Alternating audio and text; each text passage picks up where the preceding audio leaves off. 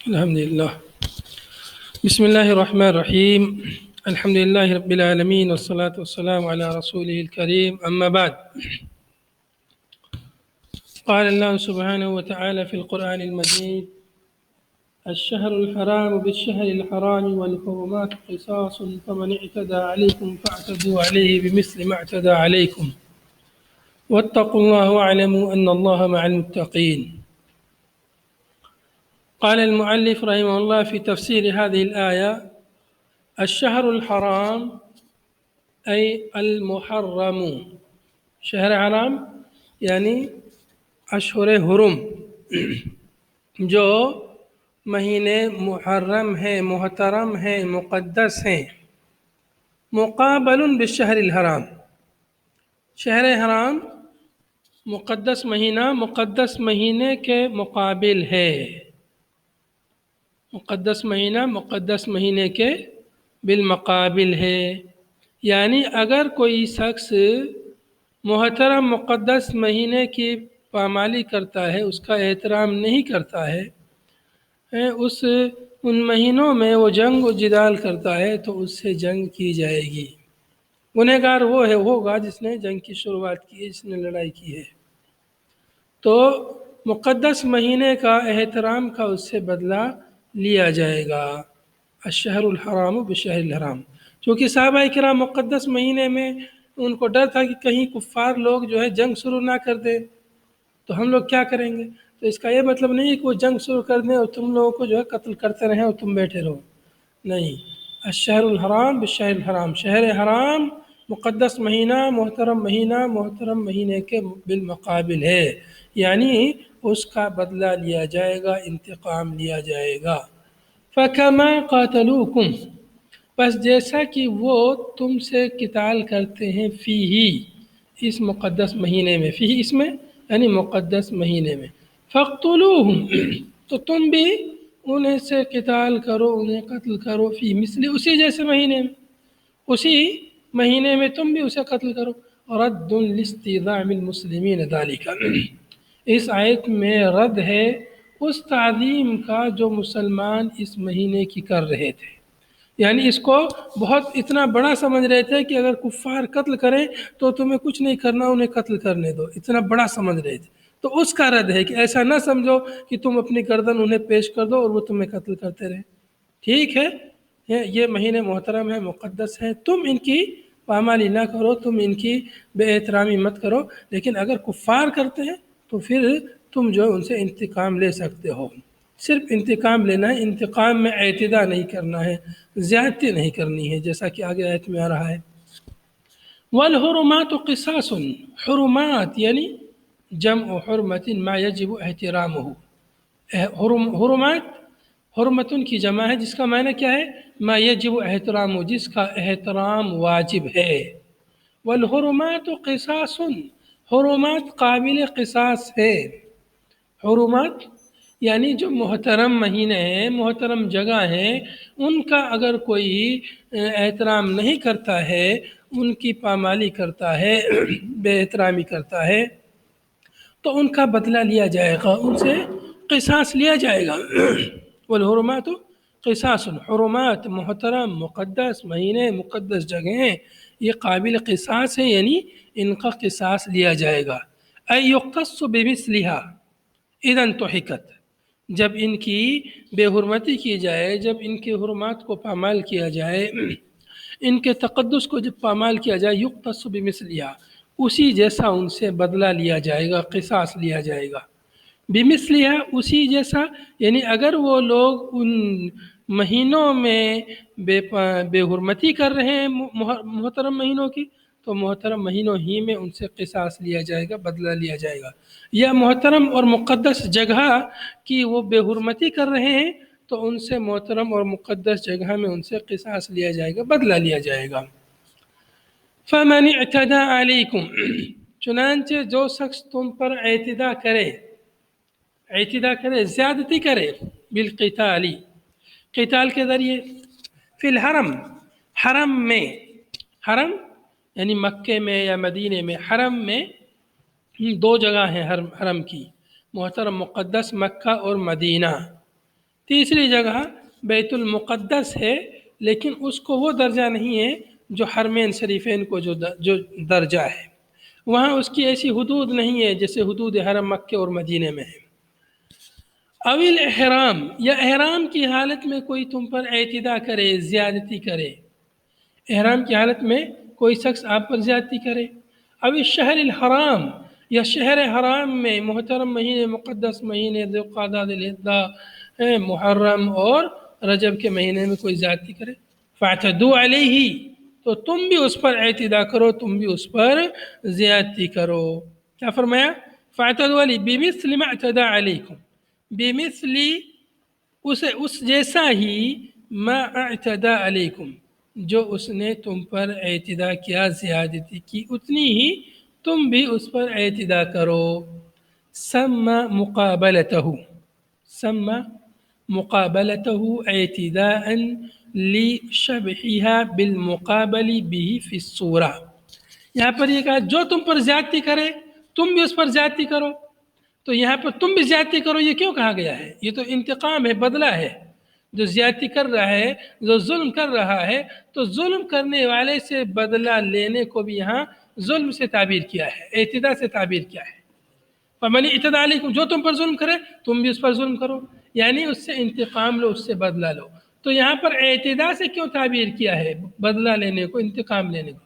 تو مؤلف کہہ رہے ہیں کہ سمى مقابلتہ، یہ انتقام لینا، بدلہ لینا ظالم سے، اس کو اعتداء سے تعبیر کیا ہے، اس کا نام اعتداء رکھا ہے، اس کا نام بھی ظلم رکھا ہے۔ کیوں لشبہھا بالمقابل بہ فی الصورہ، شکل و صورت میں یہ اس کے مشابہ ہے، مقابل، جو اس کے مقابل ہے اعتداء، ظلم و زیادتی، اسی کے مشابہ یہ بھی ہے۔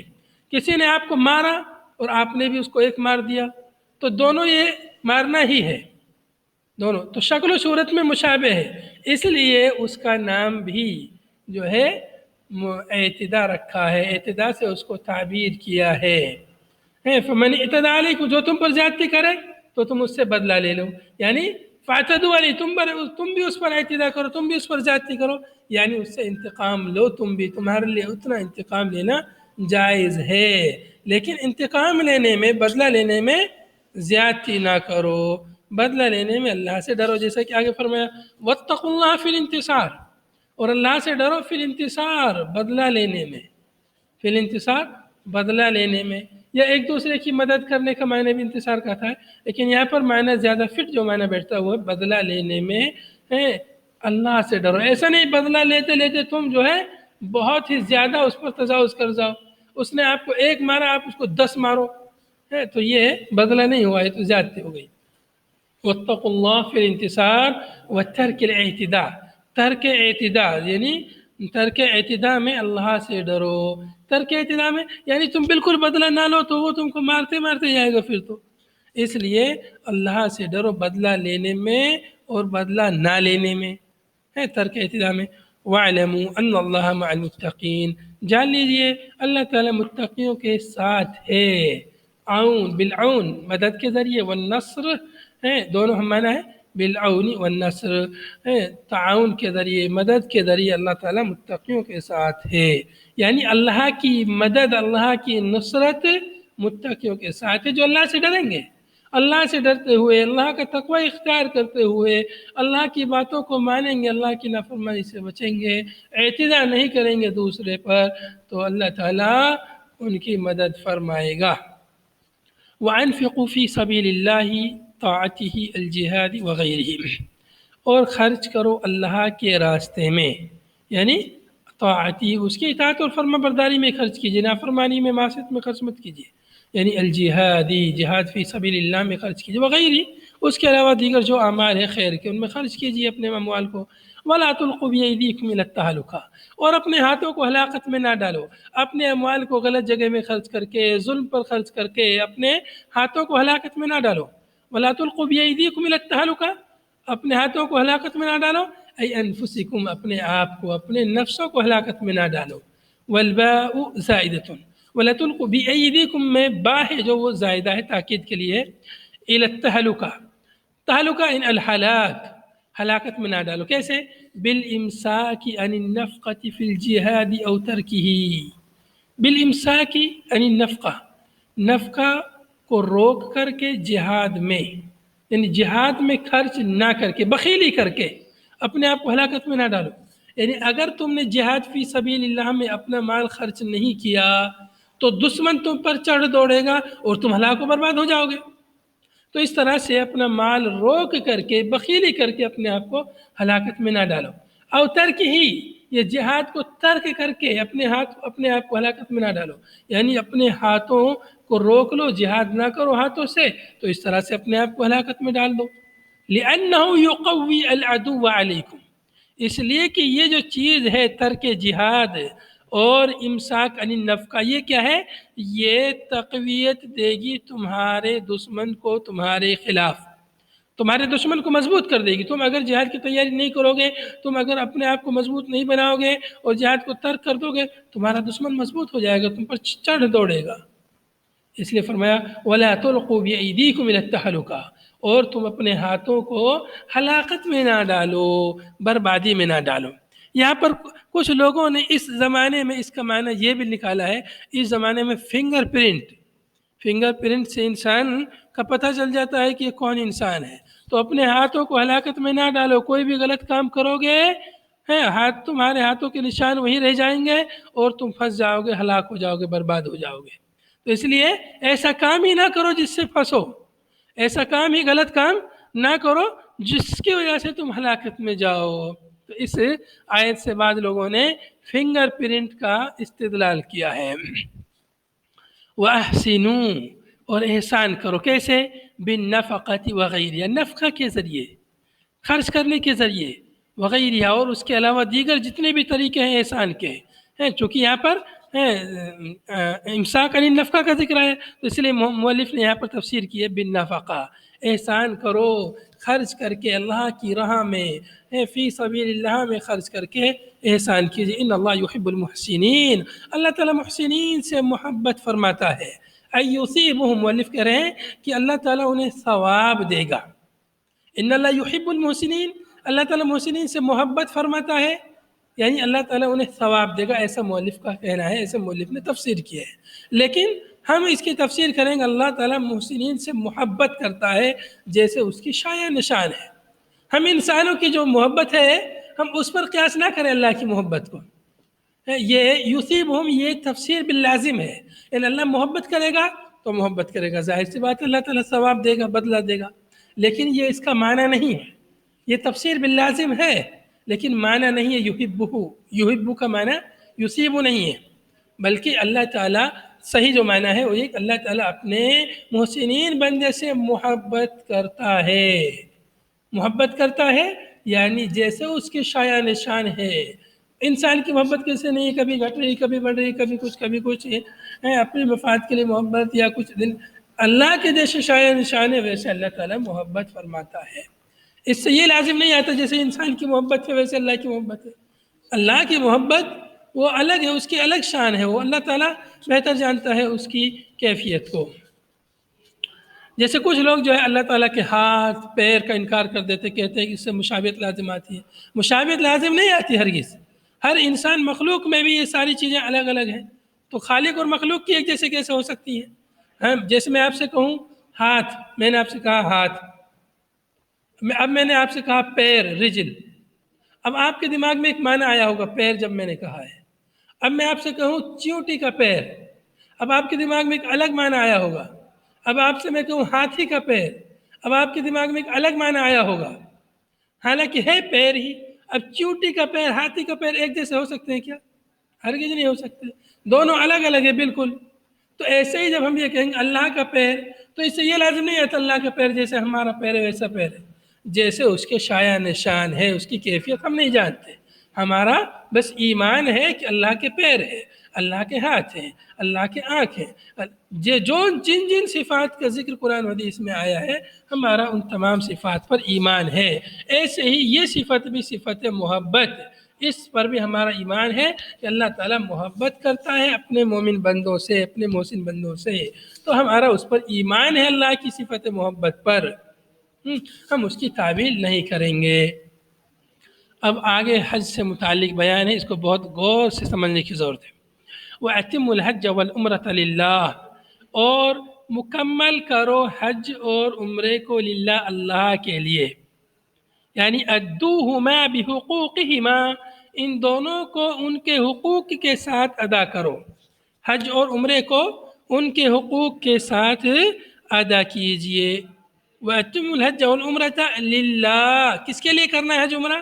اللہ کے لیے۔ اس سے معلوم ہوا لام فائدہ دے رہا ہے اخلاص کا، للہ میں جو لام ہے، لام اخلاص کا فائدہ دے رہا ہے۔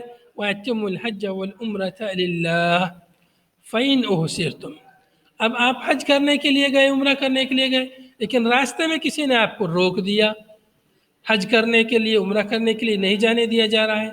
فَإِنْ أُحْصِرْتُمْ، اگر تمہارا محاصرہ کر دیا جائے، یعنی منعتم، تمہیں منع کر دیا جائے، ان اتمامہما، ان دونوں کو مکمل کرنے سے، بعدوٍ، دشمن کے ذریعے سے تمہیں روک دیا جائے، دشمن تمہیں روک دے، یا کوئی بھی چیز روک دے، کوئی حادثہ روک دے، کوئی اور چیز راستے کی خطرناکیاں روک دے، کسی بھی وجہ سے اگر تم نہیں جا پاتے ہو، محاصرہ ہو جائے، حج عمرہ نہیں کر پاتے ہو، اللہ کا حکم ہے حج اور عمرے کو مکمل کرو، آپ نے حج عمرہ اگر شروع کر دیا ہے تو اس کو مکمل کرنا ضروری ہے۔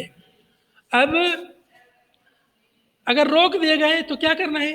فَمَسْتَيْسَرَ، تَيَسَّرَ مِنَ الْحَدْيِ عَلَيْكُمْ، استیسر بمعنی تیسر، جو میسر ہو، من الہدی، قربانی میں سے، علیکم، وہ تمہارے اوپر واجب ہے، مطلب جو بھی تمہارے اوپر قربانی تمہارے میسر ہو جائے، اس کو تم قربان کر دو، جو بھی میسر ہو، اونٹ ہو، گائے ہو، بھیڑ ہو، بکری ہو، جو میسر ہو اسے وہیں پہ قربان کر دو جہاں تمہیں روکا گیا ہے۔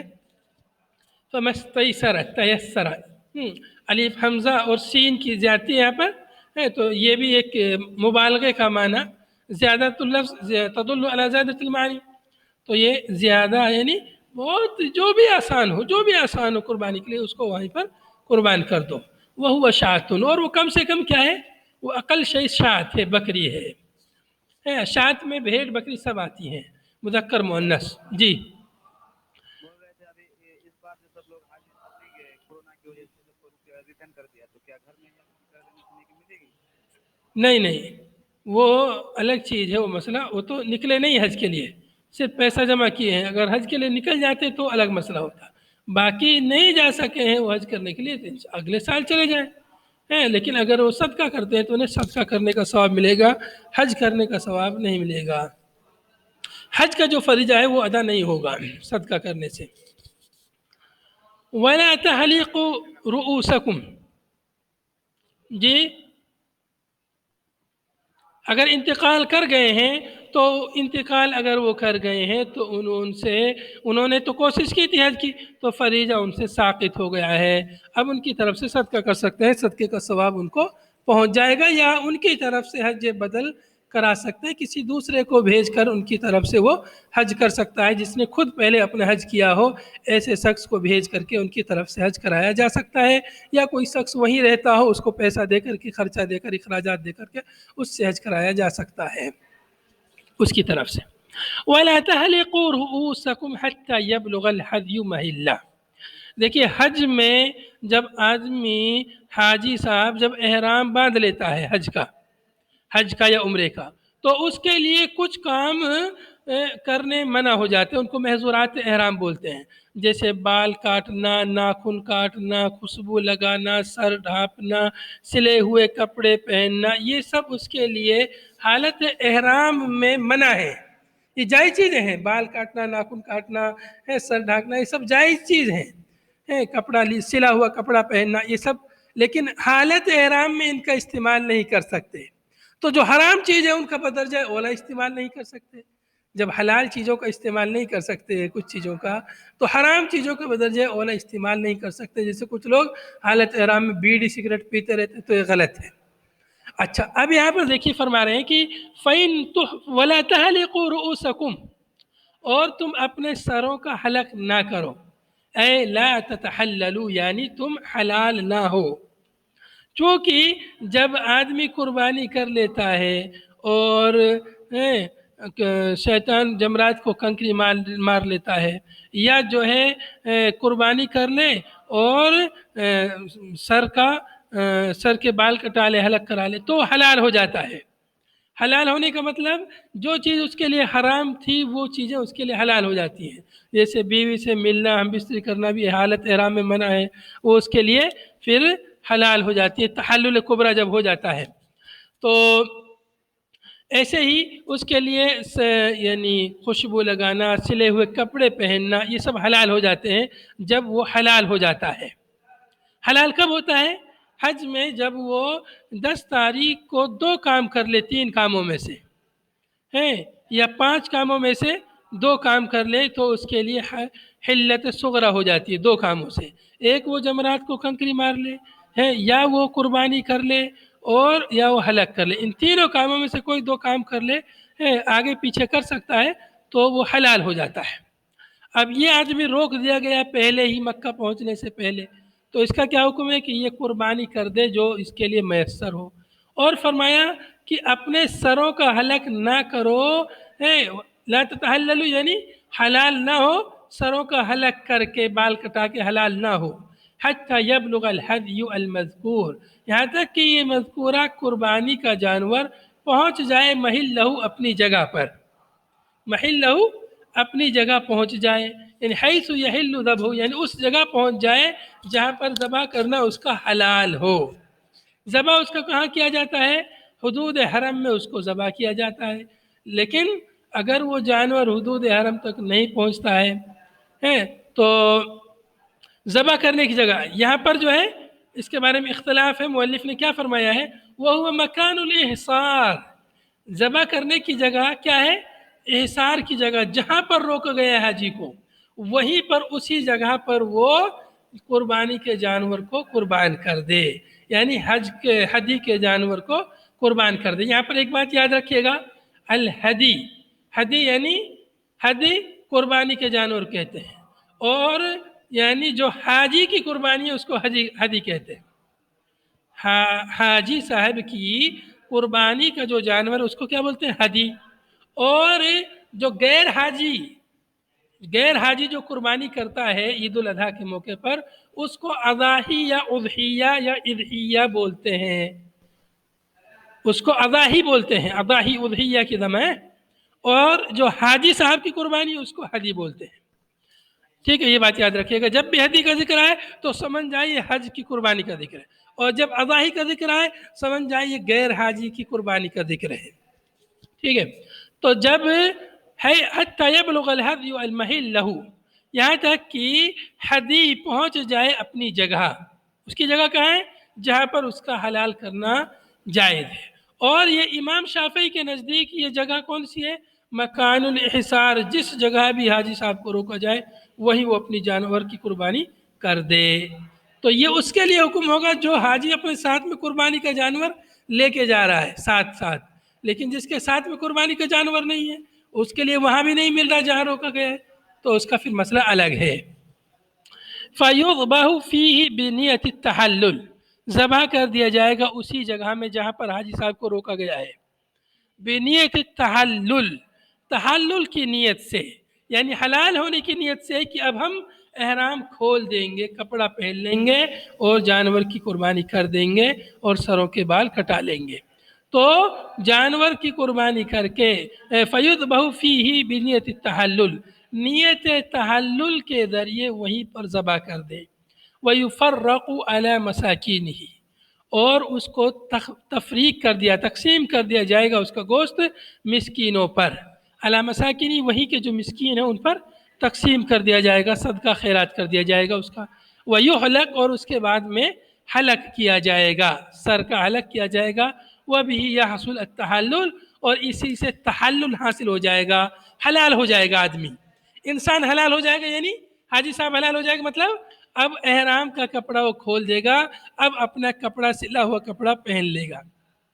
چونکہ احرام کا سنبھالنا، احرام 2 چادر ہوتی ہے، ایک چادر نیچے ایک چادر اوپر، ان کا سنبھالے رکھنا بہت یعنی مشکل کام ہے۔ آدمی خاص طور سے جب سلے ہوئے کپڑے پہننے کا عادی ہو جاتا ہے تو 2 چادر میں رہنا اس کے لیے بہت مشکل ہو جاتا ہے۔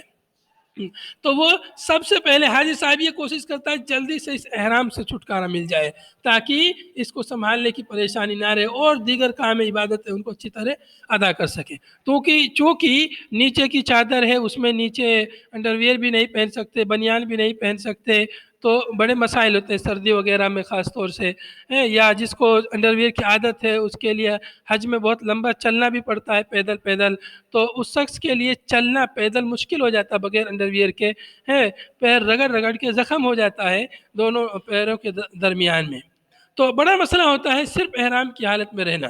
تو اس لیے حاجی صاحب چاہتے جلدی سے مجھے یعنی میں حلال ہو جاؤں, یعنی احرام سے مجھے چھٹکارا مل جائے, وہ جلدی سے یہ چاہتا ہے. تو حلال کب ہوگا؟ حلال ہونے کے لیے دو کام ہیں, یعنی دو کام کرنے چاہیے کم سے ان کئی کاموں میں سے. ایک تو جمرات کو کنکری مارنا, قربانی کرنا اور یہ بال کٹانا, تین کاموں میں سے دو کام کرنے. اور اس کے علاوہ حج میں جو ہے طواف ہے, خانہ کعبہ کا طواف اور صفا مروہ کی سعی, یا ان دونوں میں سے کوئی بھی کام ہو جائے, لیکن کم سے کم دو کام ہونے چاہیے, آگے پیچھے ہو جائے کوئی مسئلہ نہیں ہے. لیکن جو ترتیب ہے وہ ترتیب یہ ہے کہ پہلے قربانی ہو, پھر جمرات کی کنکری ماری جائیں, اور پھر جو ہے بال کٹائے جائیں آخر میں. آخر میں بال کٹائے جائیں, نہیں پہلے جو ہے جمرات کو کنکری مارنی ہے, پہلے جمرات کو کنکری مارنی, پھر قربانی کرنی, اور پھر جو ہے بال کٹانے ہیں, بال جو ہے آخر میں, یہ ترتیب ہے. لیکن سنت سے ثابت ہے کہ ترتیب آگے پیچھے ہو سکتی ہے, لیکن یہاں پر ایسا معلوم ہوتا ہے کہ پہلے قربانی کرنی ہے اور پھر بال کاٹنے, چونکہ یہاں فرمایا وَلَا تَحْلِقُوا رُؤُوسَكُمْ حَتَّىٰ يَبْلُغَ الْهَدْيُ مَحِلَّهُ, اپنے سروں کا حلق نہ کرو یہاں تک کہ جانور قربانی کی جگہ پہنچ جائے, اس کی قربانی ہو جائے. تو یہ آیت چونکہ حج کے فرضیت سے پہلے نازل ہوئی ہے, اس لیے یہاں پر اس سے یہ استدلال نہیں کر سکتے کہ پہلے قربانی کرنی ضروری ہے پھر جو ہے بال کاٹنے ضروری ہیں, اس لیے اس سے استدلال نہیں کر سکتے. آگے پیچھے ان کاموں میں سے کوئی بھی کام اگر ہو جائے تو وہ سب جائز ہے, کیونکہ حج کے جو مسائل ہیں وہ بہت دقیق مسائل ہیں. حج کا جو طریقہ ہے پوری کیفیت آپ اس کو کسی کتاب میں پڑھ لیجیے حج کے طریقے کو, تاکہ یہ آیتیں سمجھنا آپ کے لیے آسان ہو جائیں. تو اب آگے دیکھیے فَمَنْ كَانَ مِنْكُمْ مَرِيضًا أَوْ بِهِ أَذًى مِّن رَأْسِهِ, چنانچہ تم میں سے جو شخص مریض ہو, بیمار ہو جائے, او بھی عظم راسی, یا اس کے سر میں کوئی تکلیف ہو, کا قمل و صداع, جیسے جوں ہے یا اس کے سر میں درد ہے, تو وہ آدمی کیا کرے گا؟ فَحَلَقَ فِي الْإِحْرَامِ, ایسی صورت میں, بیماری کی صورت میں اس نے احرام کی حالت میں حلق کر لیا. ابھی وہ احرام سے ہے اور اس نے سر کے بال کٹا لیے, کیوں؟ اس کے سر میں جوں ہے, اس کے سر میں درد ہو رہا ہے بالوں کی وجہ سے, کچھ بھی یعنی پریشانی ہے, اس نے حلق کرا. تو ایسی صورت میں فَفِدْيَةٌ عَلَيْهِ, تو اس کے اوپر فدیہ دینا ضروری ہے. فدیہ, اب فدیہ کیا ہے؟ اس فدیہ کی تفسیر آگے بیان ہو رہی ہے.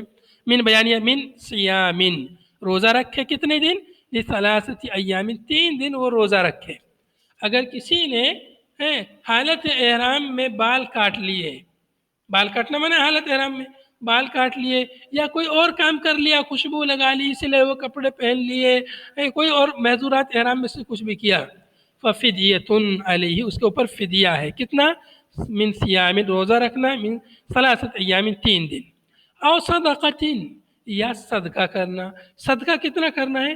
بثلاثۃ آصع, آصو سعا کی جمع ہے, ساؤن کی جمع ہے, آصع ساؤن کی جمع ہے, سا بثلاثۃ آصع, یعنی 3 سا صدقہ کرے. کس میں سے؟ من غالب قوت البلد, شہر کی جو عام غذا ہے, عام اکثر لوگ جو کھاتے ہیں اس غذا میں سے, اگر چاول کھاتے ہیں تو چاول, اگر روٹی کھاتے ہیں تو گیہوں, اس طرح سے علی 6 مساکین, 6 مسکینوں پر خرچ کرنا ہے, 3 سا, یعنی ہر مسکین کو آدھا آدھا سا غلہ دینا ہے. 1 سا ہوتا ہے تقریباً 4 مد کا, 1 سا 4 مد کا ہوتا ہے. اور 1 مد کتنا ہوتا ہے؟ 1 مد تقریباً انسان جو ایسے ہاتھ سے دیتا ہے کسی کو, تو 4 لپ اگر اس طرح دیتا ہے ہاتھ بھر کر کے, 4 لپ, تو یہ کیا ہے؟ 4 لپ کا 1 مد ہوتا ہے. 4 اندھلا, دونوں ہاتھوں سے ہاتھوں سے ہتھیلیوں سے بھر کر جو انسان دیتا ہے کسی کو، یہ 4 مرتبہ معتدل طور پر دے تو 1 مد ہوتا ہے، اور 4 مد کا 1 سا ہوتا ہے۔ وزن کے حساب سے تقریباً 1 سا جو ہے یہ 2.5 کلو کے برابر ہوتا ہے۔ 1 سا تقریباً 2.5 کلو، ہر چیز کا وزن اس میں مختلف ہوتا ہے۔ سا دراصل یہ ایک ڈبہ ہوتا ہے، سا مد اور سا یہ ڈبے ہوتے ہیں، ان کا اس کو بھر بھر کے لوگ پہلے دیتے تھے، وہ پیمانہ ہوتا تھا۔ اب اس زمانے میں وزن کر کے دیتے ہیں، تو اس سا کا وزن اگر آپ چاول بھر کے وزن کریں گے چاول کا، تو چاول کا وزن الگ آئے گا، کھجور کا وزن الگ آئے گا، گیہوں کا وزن الگ آئے گا۔ اس طرح سے وزن میں اختلاف ہے، کوئی پرفیکٹ وزن نہیں ہے۔ تقریباً 2 کلو 600 گرام وزن علماء کرام نے ذکر کیا ہے 1 سا کا وزن۔ بہرحال تو او صدقتین او نسکن، یا کیا کرنا ہے، یا کوئی جانور ذبح کر دینا ہے، اے ذبح شاۃ، یعنی بکری کوئی ذبح کر دے۔ تو او یہاں پر جو او للتخییر، او جو یہاں پہ ہے تخییر کے لیے اختیاری ہے، یعنی صیام اور صدقہ اور نسک۔ اگر کسی نے محظورات احرام میں سے کوئی کام کیا تو اسے 3 کاموں میں سے کوئی کام کرنا ہے، یا تو روزہ رکھے 3 دن کا، یا جو ہے صدقہ کر دے 6 مسکینوں پر، یا یہ کہ وہ نمبر 3 کیا ہے، یا وہ کہ وہ قربانی کر دے۔ تینوں میں سے کوئی ایک کام کرنا ہے، یا کسی بکری کی جانور کی وہ قربانی کر دے۔ وَأُلْحِقَ بِهِ، جی وہیں پر مکے میں، مکے ہی میں حدود حرم میں ہیں، حاجی صاحب جہاں وہیں پر وہ کرے گا فدیہ۔ اگر راستے میں روک دیا گیا ہے تو اس کو اگر امید ہے جانے کی وہاں پہنچ جائے گا، تو وہیں جا کے وہ قربانی کرے، وہیں جا کر وہ فدیہ دے، اور یہ فدیہ وہیں کے مسکینوں پر خرچ کیا جائے گا، اس میں سے خود نہیں کھانا رہتا ہے۔ قربانی کے گوشت میں سے انسان خود حاجی صاحب کھا سکتا ہے، لیکن فدیہ کا جو گوشت ہے وہ خود نہیں کھانا ہے، وہ تقسیم کرنا ہے۔ مسکینوں کی تعداد کم نہیں ہے، بہت ہے وہاں پر مسکینوں کی تعداد بھی، باہر کے لوگ ہیں بہت سارے جو ہے گھومتے رہتے ہیں، ان کو مل جاتا ہے۔ اور جو قربانی کا گوشت رہتا ہے بہت سارا گوشت وہ دوسرے ملکوں میں تقسیم کیا جاتا ہے، باہر ملکوں میں بھیج دیا جاتا ہے، جو اسلامی ممالک ہیں، جو غریب ملک ہے خاص طور سے، وہاں جو بھیج دیا جاتا ہے۔ اسی طرح سے اس گوشت کو اسٹور کر لیا جاتا ہے، اور پورے سال جو ہے غربا مساکین میں اس کو تقسیم کیا جاتا ہے۔ جو غریب لوگ ہیں، جو نچلے طبقے کے لوگ ہیں، جن کی آمد کم ہے، ان لوگوں میں اس کو تقسیم کیا جاتا ہے پورا سال، یہاں تک کہ اگلا سال جب قربانی کا آ جاتا ہے تب تک وہ گوشت محفوظ رہتا ہے، ختم نہیں ہوتا ہے، اتنے دنوں تک خراب نہیں ہوتا ہے، بالکل اس کو مثلث کر دیا جاتا ہے، فریزر میں رکھ کر، بڑے بڑے گوڈاؤن ہوتے ہیں، فریزر میں ان کو رکھا جاتا ہے، برف ان کا بن جاتا ہے، ایک دم ٹائٹ رہتا ہے، خراب نہیں ہوتا ہے، اور کھانے میں بھی اچھا رہتا ہے، لذیذ رہتا ہے۔ اس کے بعد ہے وَأُلْحِقَ بِهِ مَنْ هَلَكَ لِغَيْرِ عُذْرٍ، اور اس سے ملحق کیا جائے گا اسی مسئلے سے من ہلک لغیر عذر، جس نے بغیر کسی عذر کے ہلاک کیا ہے۔ یہ آدمی تو ہلاک کیا بیماری کی وجہ سے، یا اس کے سر میں جو ہیں، لیکن کسی نے بغیر سبب کے عذر یعنی ہلاک کیا ہے تو اس کو بھی فدیہ دینا ہے۔ لغیر بغیر عذر کے جس نے ہلاک کیا اس کو بھی اسی میں ملحق کیا جائے گا، لأنه اولا بالکفارہ، اس لیے کہ کفارے کا زیادہ مستحق ہے، کفارہ دینے کا یہ کفارہ ہے، صیام صدقہ نسک۔ تو جو آدمی بیمار ہے، مریض ہے، اگر اس نے ہلاک کر لیا ہے تو اس کو فدیہ دینا ہے، تو جو بیمار مریض نہیں، اگر اس نے ہلاک کر لیا ہے تو اس کو بدرجہ اولا کفارہ دینا ہے۔ وَكَذَا مَنِ اسْتَمْتَعَ بِغَيْرِ الْحَلَقِ، اور ایسے ہی جس نے فائدہ اٹھایا حلق کے علاوہ، حلق کے علاوہ یعنی سر کے بال کاٹنے کے بجائے اس نے خوشبو لگا لی، سلے ہوئے کپڑے پہنے یا سر ڈھانکا، تو ایسے شخص کو بھی کتیب جیسے خوشبو ہے، واللبس سلے ہوئے کپڑے پہننا ہے، والدہن تیل لگانا ہے، مالش کرنا تیل کی، لعذر عذر کی وجہ سے ہو گئی یا بغیر عذر کے، کسی بھی وجہ سے جس نے ان چیزوں سے فائدہ اٹھایا تو اس کو بھی حالت احرام میں جس نے یہ سب کیا، احرام کی حالت میں، اس کو بھی ان کفارہ دینا ہے، یا تو فدیہ دینا ہے، یا تو روزہ رکھنا ہے، یا صدقہ دینا، یا نسک یا قربانی کا کوئی جانور ذبح کرنا ہے۔ فَإِذَا أَمِنْتُمْ، بس جب تم معمون ہو جاؤ دشمن سے، امنتم العدو بأن ذهب، دشمن چلا جائے، او لم يكن، یا دشمن وہاں نہ ہو، فمن تمتع استمتع بالعمرة الى الحج، چنانچہ جس نے فائدہ اٹھایا عمرے کے ذریعے سے حج تک ہے، یا حج کے ساتھ، الہ حج تک بھی کہہ سکتے ہیں، یا مع کے معنی کر سکتے ہیں، حج کے ساتھ عمرے سے فائدہ اٹھایا ہے۔ جیسے ایک آدمی حج کرنے گیا تو یہاں سے وہ عمرے کی نیت کرے، عمرے کا احرام باندھے، چونکہ حج جو شروع ہوتا ہے وہ شروع ہوتا ہے 8 تاریخ سے، 8 ذی الحجہ سے، اور آدمی یہاں سے چلا جاتا ہے 1 مہینہ پہلے، 15-20 دن پہلے، تو یہاں سے وہ عمرے کا احرام باندھ لے، کیا کرے، یہاں سے عمرے کا احرام باندھ لے، تو عمرہ کر لے، عمرہ کر کے پھر حلال ہو جائے، احرام اتار دے، اور حج تک، جب تک حج شروع نہیں ہوگا تب تک وہ فائدہ اٹھائے، یعنی سلے ہوئے کپڑے پہنے، خوشبو لگائے، بال کاٹنا ہے بال کاٹے، اور بیوی سے ملنا ہے بیوی سے ملے، جو کچھ فائدہ اٹھانا ہے فائدہ اٹھائے حج تک۔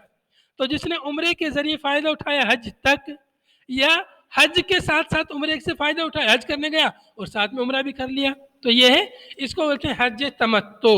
حج کی 3 قسمیں ہیں، حج تمتع، حج قران اور حج افراد۔ حج تمتع، حج قران اور حج افراد، تو یہاں پر جس قسم کا ذکر ہے وہ حج تمتع ہے۔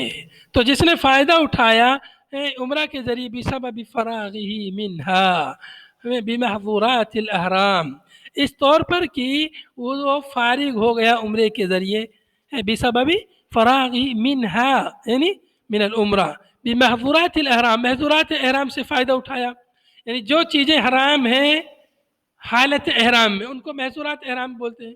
تو جس نے فائدہ اٹھایا عمرے کے ذریعے فارغ ہو کر کے محظورات احرام سے فائدہ اٹھائے الی الحج، حج تک، ای الاحرام بھی یعنی حج کے احرام باندھنے تک، بأن یکون احرم بها فی اشہرہ، اس طور پر کہ اس نے عمرے کا احرام باندھا حج کے مہینوں میں۔ کیسے فائدہ اٹھایا؟ عمرے کا احرام باندھا فی اشہرہ، حج کے مہینوں میں، تو اس کو بولتے ہیں حج تمتع۔ تو جس نے ایسا کیا فمستیسر من الہدی، تو جو کچھ اس کے لیے میسر ہو قربانی، تو کیا کرے، علیہ اس کے اوپر قربانی ہے، وہ شاتن، اور وہ کیا ہے، بکری ہے، یذبحها بعد الاحرام بھی، اس کو وہ ذبح کرے گا حج کے احرام کے بعد، والافضل یوم النحر، اور افضل یہ ہے کہ اس کو یوم النحر کے دن قربانی کرے، یوم النحر کے دن اس کو ذبح کرے۔ یوم النحر یعنی 10 تاریخ، 11 تاریخ، 12 تاریخ، 13 تاریخ کے عصر تک اس کو ذبح کر سکتا ہے، بہتر یہ کہ پہلے ہی دن ذبح کر دے۔ ھذا وصلی اللہ وسلم علی نبینا محمد وعلی آلہ وصحبہ اجمعین، سبحانک اللہم وبحمدک، نشہد ان لا الہ الا انت، نستغفرک ونتوب الیک۔ والسلام علیکم ورحمۃ اللہ وبرکاتہ۔